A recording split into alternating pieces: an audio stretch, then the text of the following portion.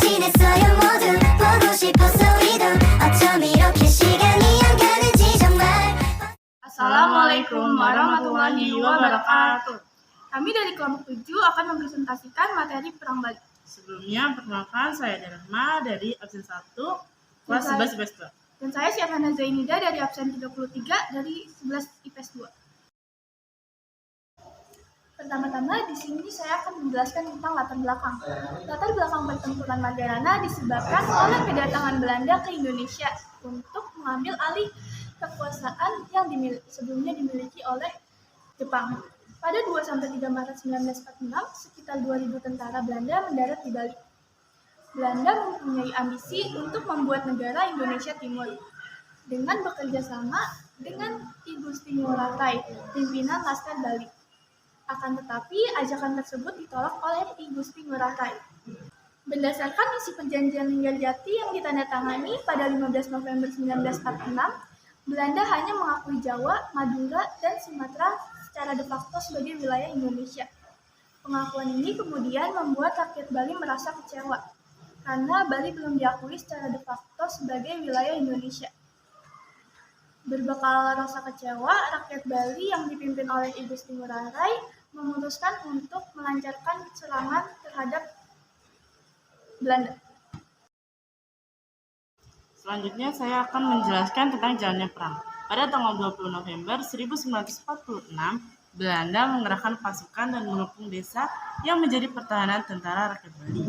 Belanda terpaksa mengerahkan seluruh kekuatan militernya yang ada di Bali, ditambah mendatangkan pengebom pesawat dari Makassar.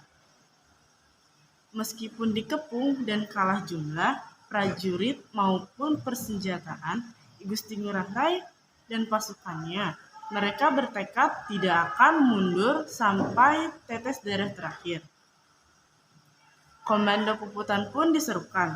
Perang habis-habisan dilancarkan demi tegaknya kemerdekaan Indonesia, sekalipun demi harga diri rakyat Bali.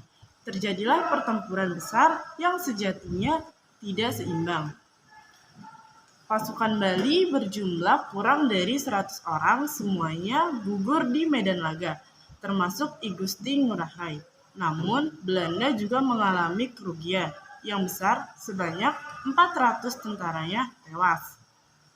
Untuk mengenang peristiwa heroik itu, di lokasi Puputan Margarana kini berdiri Tugu Pahlawan Taman Pujaan Bangsa. I Gusti Ngurah Rai ditetapkan sebagai pahlawan nasional oleh pemerintah Republik Indonesia.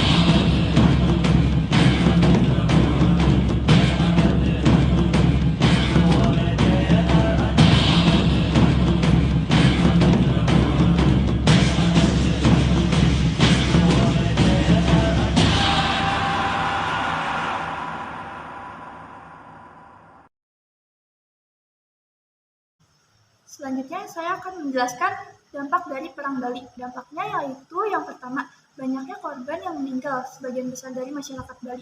Bahkan I Gusti Ngurah Rai harus mengorbankan dirinya sendiri. Yang kedua, Belanda semakin mudah untuk mendirikan negara Indonesia Timur. Yang ketiga, dikuasainya seluruh Pulau Bali oleh Belanda. Yang keempat, dikuasainya monopoli perdagangan di Bali. Akhir yaitu tokoh yang berperan dalam Perang Bali. Yang pertama ada I Gusti Ngurah Rai, lahir pada 30 Januari 1917 di Kabupaten Badung. Bentuk perjuangannya, I Gusti Ngurah Rai dikenal dengan aksi heroiknya saat melakukan perang habis-habisan atau yang disebut Perang Margarana. Yang kedua, I Gusti Ketut Jelantik, lahir di Tukmungga, Kabupaten Buleleng pada 1800. Bentuk perjuangannya, Jelantik dikenal menjadi pemimpin masyarakat Bali dalam melakukan perlawanan terhadap Belanda. Yang ketiga, I Gusti Ngurah Made Karangasem, lahir 5 April 1976 di Denpasar, Bali. Bentuk perjuangannya, I Gusti Ngurah Made Karangasem adalah seorang raja Badung yang berani dan pantang menyerah, membela kebenaran, keadilan, dan negara. Dia bersama dengan masyarakat Bali berjuang habis-habisan melawan penjajah Belanda dalam Perang Puputan Badung selama 1902 sampai 1906. Sekian dari kami. Wassalamualaikum warahmatullahi wabarakatuh.